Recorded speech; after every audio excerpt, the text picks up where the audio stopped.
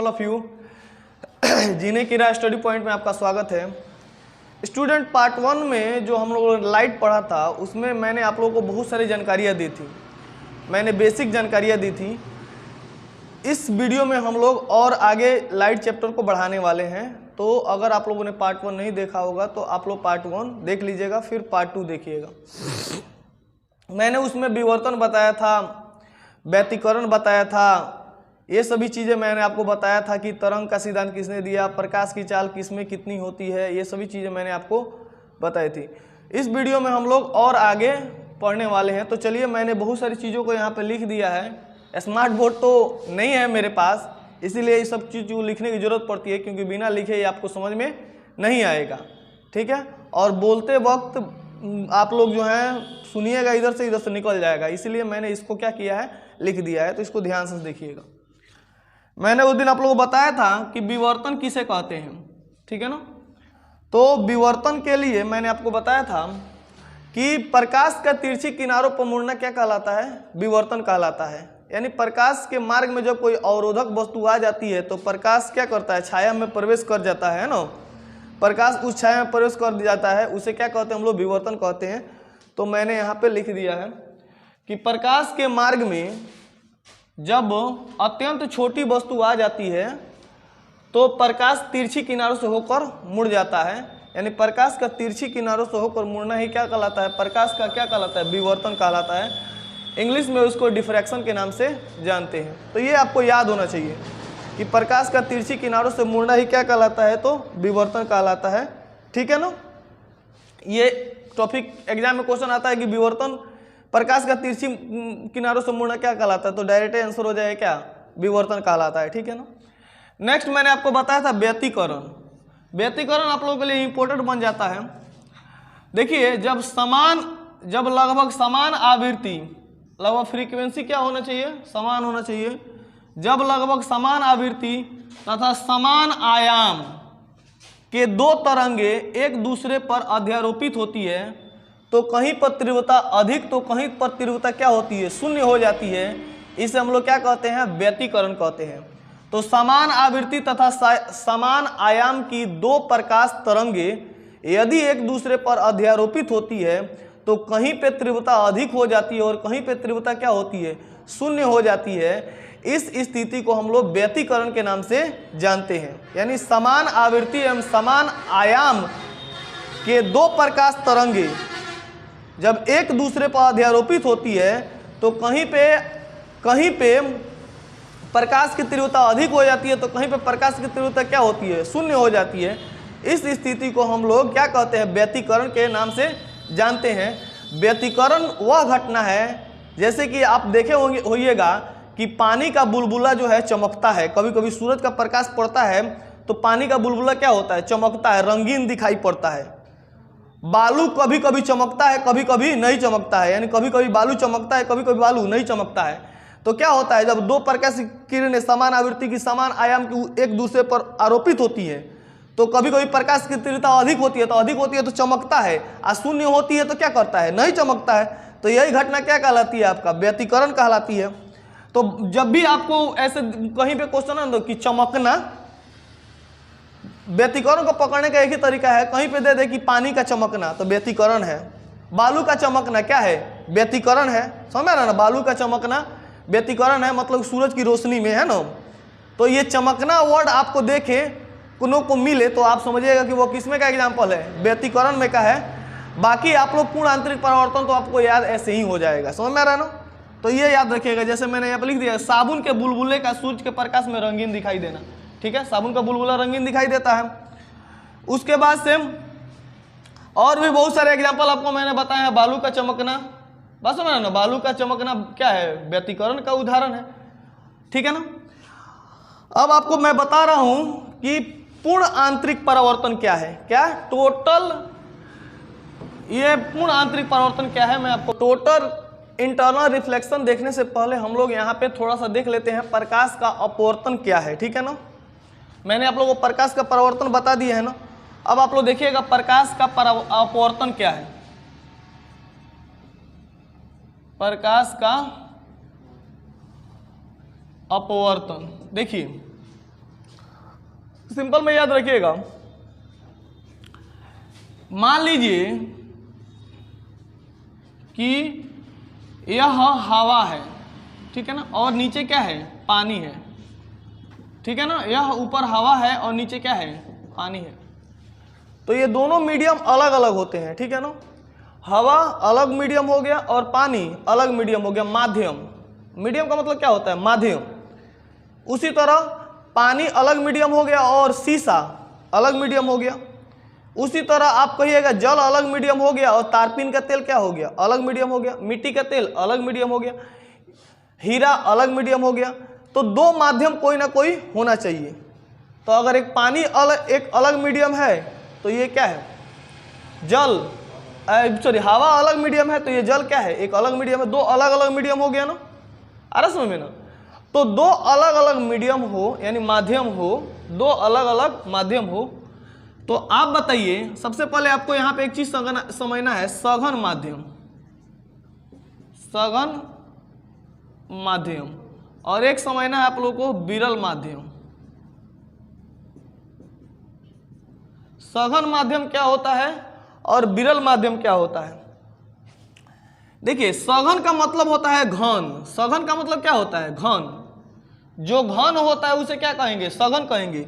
और विरल का मतलब होता है फरकाह, यानी दूर दूर तक इसके कण होते हैं, उसे क्या कहते हैं, विरल माध्यम कहते हैं। विरल माने फरकाह हो, बहुत दूर दूर तक हो, और सघन माने घन हो। आप बताइएगा कि हवा में और पानी में कौन सघन है और कौन विरल है। तो आप कहिएगा हवा विरल है, हवा क्या है, विरल है, फरका रहेगा, और पानी क्या है, सघन है। इसकी तुलना में तो ये तो घन है ना।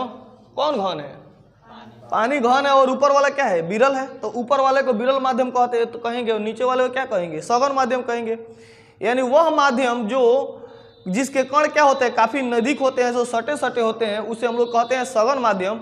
और सघन माध्यम की तुलना में वैसा माध्यम जो इससे काफी दूर पर हो उसे क्या कहेंगे, विरल माध्यम कहेंगे। आपको इसमें सिंपल में समझना होगा, सघन माध्यम वैसा माध्यम जो काफी घना हो, है ना, और विरल माध्यम जो इसकी तुलना में क्या हो, इसके कण क्या हो, दूर दूर तक होते हैं, उसे क्या कहेंगे, विरल माध्यम कहेंगे।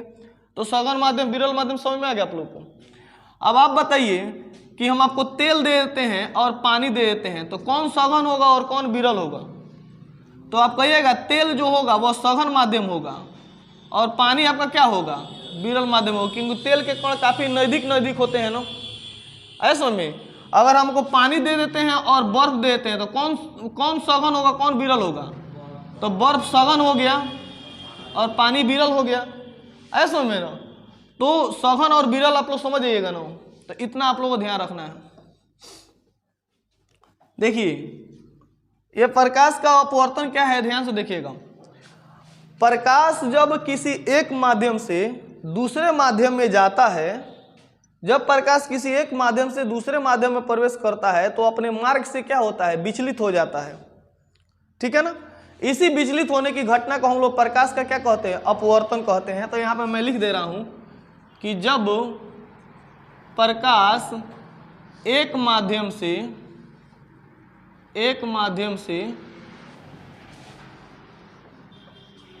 दूसरे माध्यम में प्रवेश करता है, दूसरे माध्यम में प्रवेश करता है, तो अपने मार्ग से क्या होता है,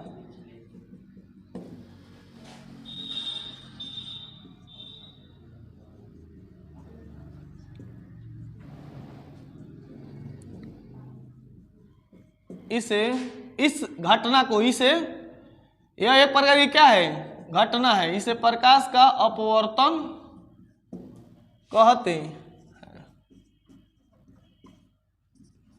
ये बात आप लोग समझ आए। तो आप बताइए, अब इसके लिए देखिए ध्यान से, ये दिखाई दे रहा आप लोगों को। ऊपर मान लीजिए कि हवा है, ऊपर मान लीजिए क्या है, हवा है, और नीचे मान लीजिए क्या है, पानी है। नीचे क्या है, पानी है, समझ में आ गया। ऊपर वाला एक अलग माध्यम हो गया और नीचे वाला क्या हो गया, एक अलग माध्यम हो गया, दोनों अलग अलग माध्यम हो गया। तो आप बताइए, जब प्रकाश मान लीजिए कि ऐसे होकर आएगा, इस पर पड़ेगा, तो एक माध्यम से दूसरे माध्यम इसको जाना है ना। पानी में प्रकाश प्रवेश करेगा तो जब पानी में प्रकाश प्रवेश करेगा तो इसको जाना चाहिए ऐसे, लेकिन ये क्या होता है, थोड़ा सा ऐसे क्या होता है, मुड़ जाता है। ये थोड़ा सा अभिलंब है, ये इसको बोलते हैं अभिलंब, इसको क्या बोलते हैं, अभिलंब।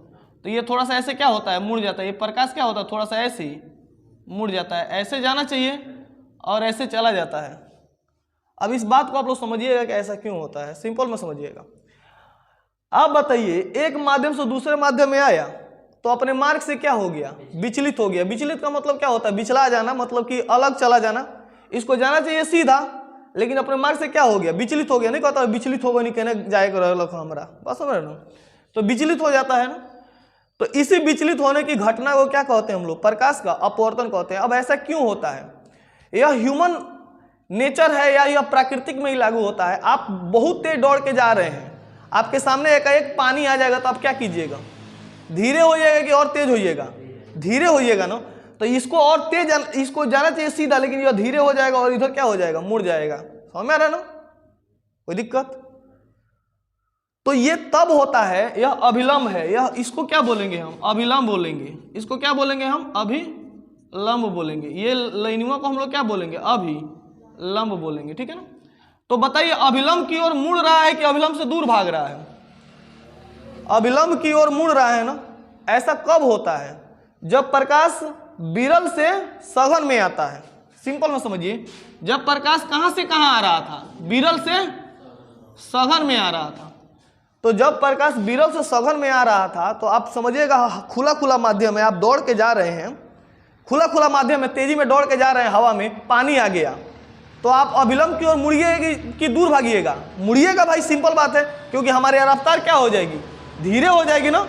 अच्छा, फिर पानी से निकलेंगे तो क्या होगा, हमारी रफ्तार फिर तेज हो जाएगी। तो इसको माइंड में रखिएगा, कभी आपसे यह गलत नहीं होगा। अब आपसे मैं क्वेश्चन पूछता हूं कि मान लीजिए कि ऊपर शीशा रखा हुआ है, ऊपर ये शीशा का स्लाइड रखा हुआ है, शीशा ऊपर क्या रखा हुआ है, शीशा का एक घर बनाया गया है, ठीक है ना।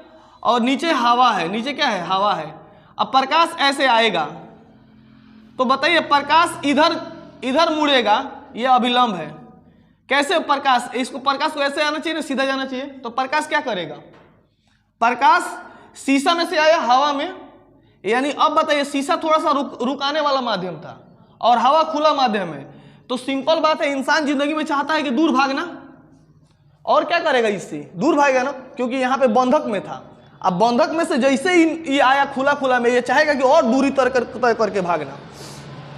आपको समझ में आया, तो ये और दूरी तय करके क्या करेगा, भागेगा।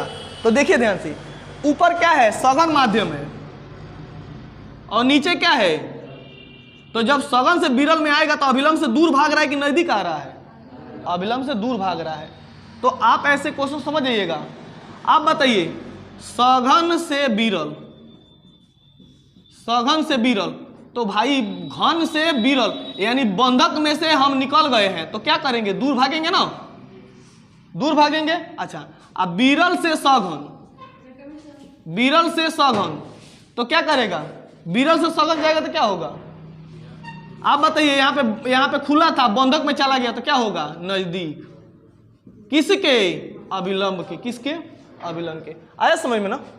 तो जब प्रकाश की किरणें विरल माध्यम से सघन माध्यम में जाती है, विरल से सघन में जाएंगी तो अभिलंब की ओर क्या करेगी, झुक जाएंगी। और जब सघन से विरल में जाएगी तो अभिलंब से दूर भागेगी। तो ये आप लोग को याद रखना है, ठीक है ना। तो सिंपल में याद रखना है, जब प्रकाश एक माध्यम से दूसरे माध्यम में जाता है तो अपने मार्ग से क्या होता है, विचलित हो जाता है। इसी विचलित होने की घटना को क्या कहते हैं, प्रकाश का अपवर्तन कहते हैं, ठीक है। ये बात आपको समझ में आ गई, प्रकाश का अपवर्तन। जिस तरह प्रकाश के परावर्तन के नियम थे, उसी तरह प्रकाश के भी अपवर्तन के भी दो नियम हैं। प्रकाश के अपवर्तन कितने नियम हैं, दो नियम हैं। इसको पहले आप लोग उतार लीजिए, उसके बाद मैं आप लोगों को बता रहा हूं। अब नेक्स्ट देखिए, परावर्तन समझ में आ गया था आप लोगों को। परावर्तन प्रकाश के पढ़ाए थे ना, उसके भी कितने नियम थे, दो नियम थे। आपतन कोण परावर्तन कोण के बराबर होता था, और आपतित किरण, परावर्तित किरण तथा आपतन बिंदु पर डाला गया अभिलंब तीनों एक ही तल में होता था। यह परावर्तन हम लोग पढ़े थे। उसी तरह अपवर्तन के भी कितने नियम हैं, दो नियम है। अपवर्तन के भी कितने नियम है, दो नियम है। एक नंबर अपवर्तन के नियम, अपवर्तन के नियम। अपवर्तन के कितने नियम है, जल्दी बताइए, दो नियम है। एक आपतित किरण, और उसमें था परावर्तित, इसमें हो जाएगा अपवर्तित। आपतित किरण, अपवर्तित किरण तथा आपतन बिंदु पर डाला गया अभिलंब, आपतन बिंदु पर डाला गया अभिलंब तीनों एक ही तल में होते हैं, तीनों एक ही तल में होते हैं। उसको बंद कर दो। तीनों एक ही तल में होते हैं, ठीक है ना। पहला नियम यह है। और दूसरा नियम कहता है कि साइन आई बराबर होता है साइन आर। दूसरा नियम कहता है साइन आई बराबर साइन आर, यानी इसको लिखिएगा, इसको कहते हैं हम लोग एस्नेल का नियम। दूसरा नियम क्या है? एस्नेल का नियम। यानी प्रकाश के अपवर्तन के दूसरे नियम को हम लोग एस्नेल का नियम कहते हैं। आपसे कोई क्वेश्चन पूछेगा कि एस्नेल का नियम क्या है, तो कहिएगा प्रकाश के अपवर्तन के दूसरे नियम को हम लोग एस्नेल का नियम कहते हैं। एस्नेल का नियम क्या है? तो कहिएगा प्रकाश के किसी विशेष रंग के लिए, प्रकाश के किसी विशेष रंग के लिए आपतन कोण की जया, आपतन कोण की जया, जया का मतलब होता है साइन थीटा, आपतन कोण की जया माने जया का मतलब ये बटा होता है आपतन कोण की जया, तथा परावर्तन कोण की जया,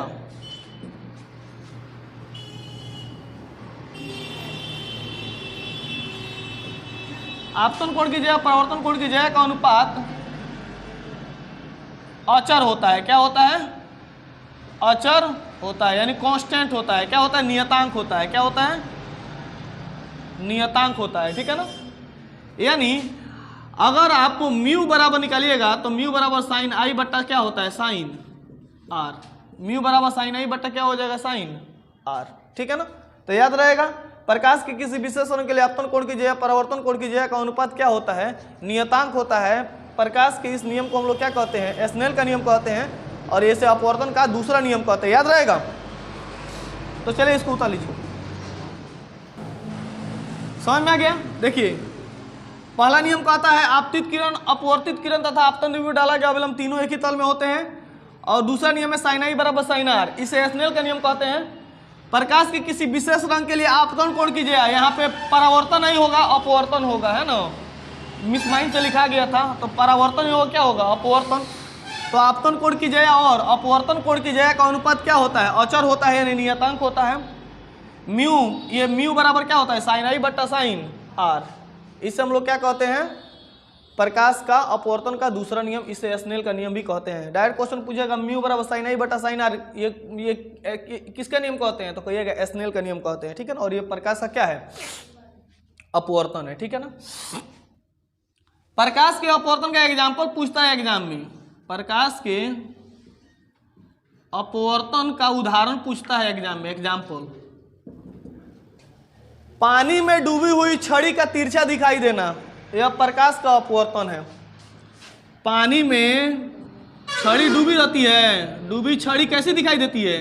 टेढ़ी दिखाई देती है। देखे हैं कभी टेढ़ी दिखाई देना? यह किसका कारण है? प्रकाश के अपवर्तन का, ठीक है ना। मछली जहां पे रहती है वहां पे दिखाई नहीं देती, अपने जगह से थोड़ी हटी दिखाई देती है। यह किसके एग्जाम्पल है? प्रकाश के अपवर्तन का। समझ रहे ना? कोई दिक्कत? सिक्का पानी में उठा हुआ नजर आता है, किसके कारण? प्रकाश के अपवर्तन के कारण, ठीक है ना। तो ये सब सारी चीजें अगर आ जाए तो आप कहिएगा कि उसका कारण क्या है। अच्छा, पानी में डूबी हुई छड़ी टेढ़ी दिखाई देती है, अब पानी में डूबा हुआ लाठी टेढ़ा दिखाई देता है, वो दूसरा नियम हो जाएगा।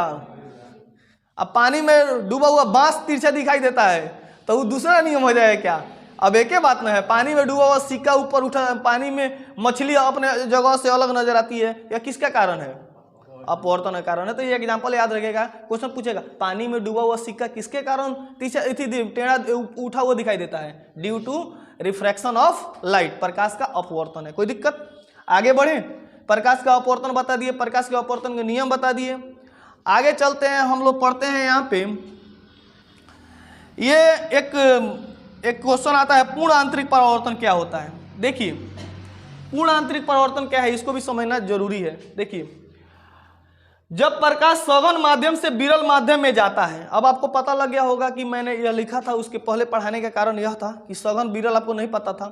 तो देखिए जब प्रकाश सघन माध्यम से विरल माध्यम में जाता है, तो सिंपल मैं इसको मैं मिटा दे रहा हूं, है ना, ठीक है। तो जब प्रकाश सघन माध्यम से विरल माध्यम में जाता है, सपोज डेट ये है, ये ऊपर सघन माध्यम, ऊपर क्या है, सघन माध्यम, ऊपर क्या है और नीचे क्या है, विरल माध्यम, ये अभिलंब है।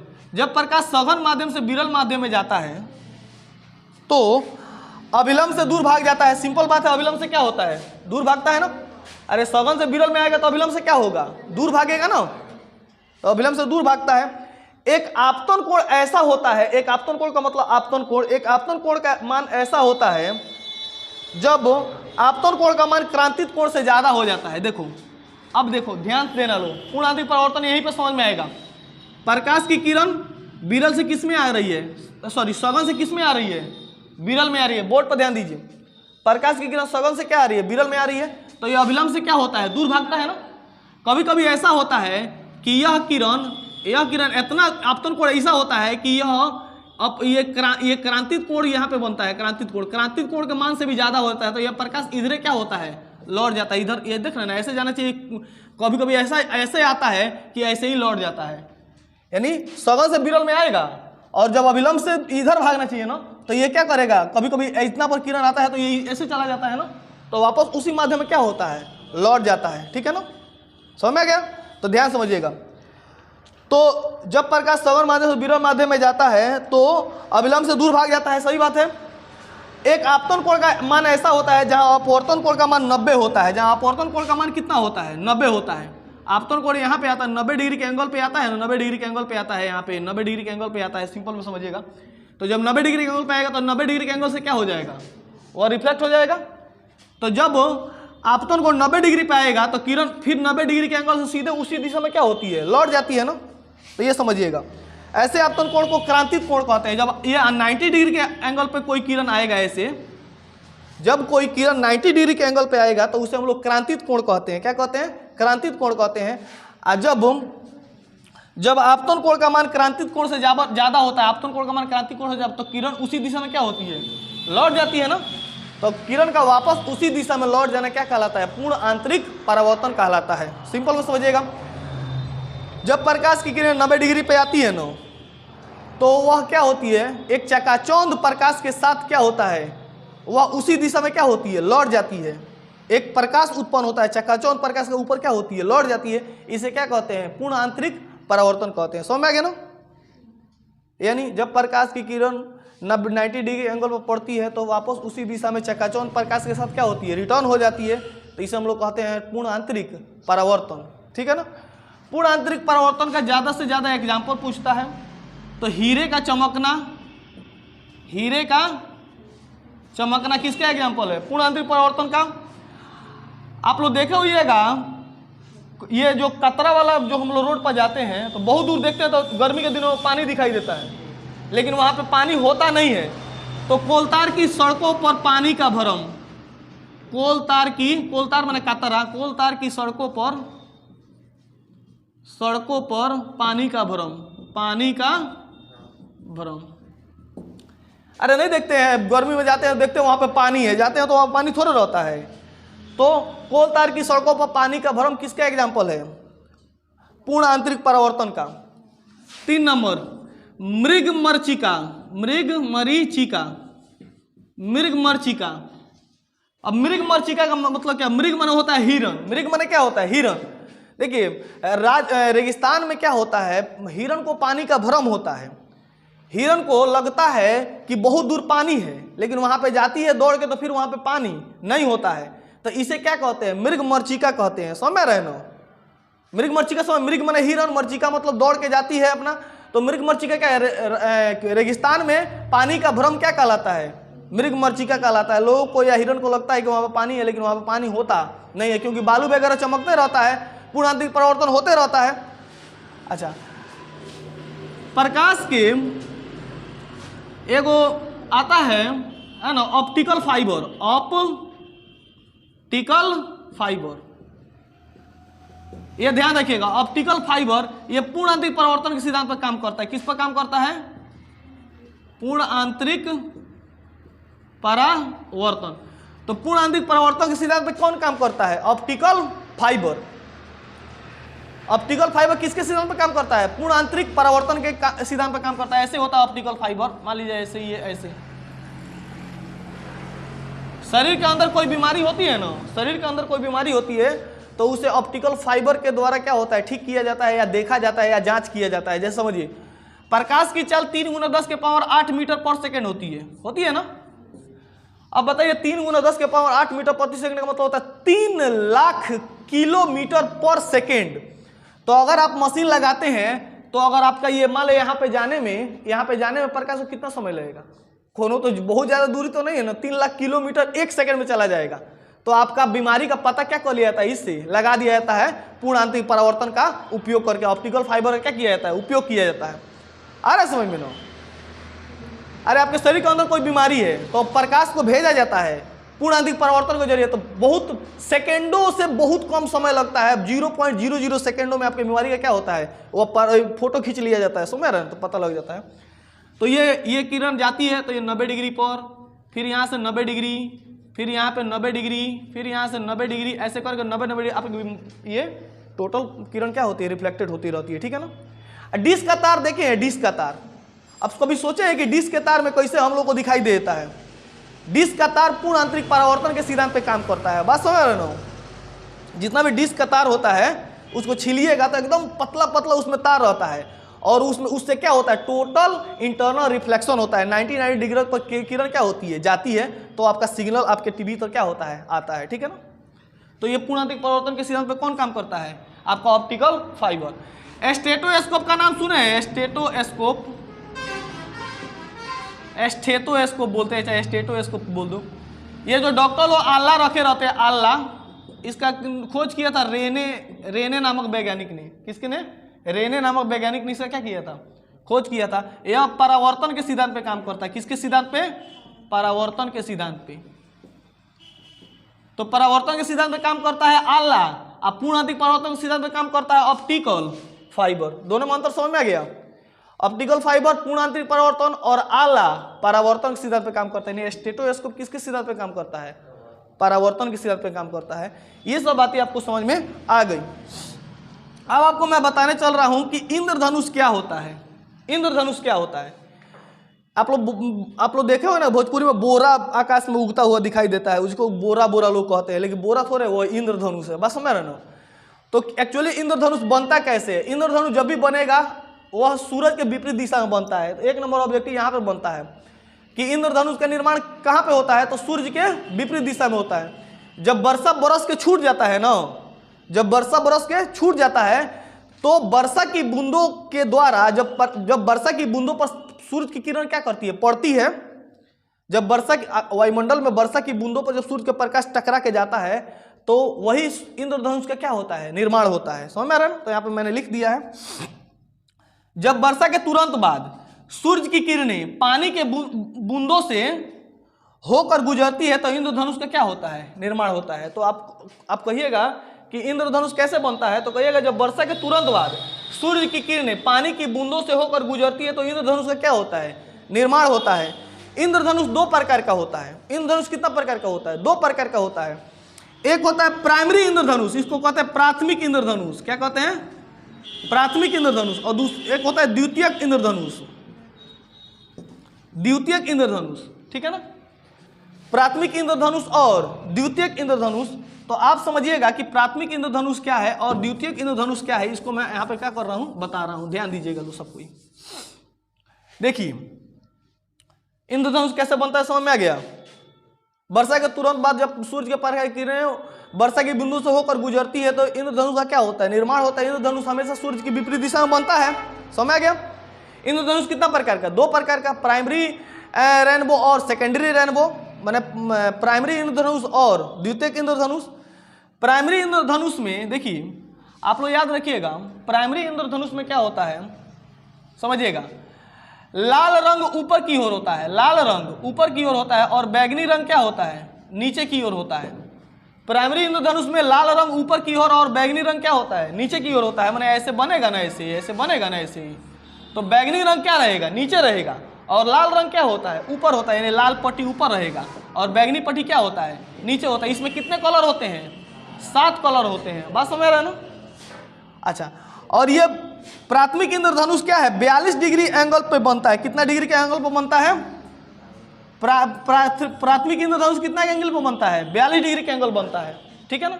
लाल रंग ऊपर की ओर, बैगनी रंग नीचे की ओर होता है। और प्राथमिक इंद्रधनुष द्वितीयक इंद्रधनुष से काफी ज्यादा अच्छा होता है, चमकीला होता है। प्राथमिक इंद्रधनुष द्वितीयक इंद्रधनुष से काफी अच्छा होता है और ज्यादा चमकीला होता है, सभी रंग स्पष्ट दिखाई देते हैं। ठीक है ना।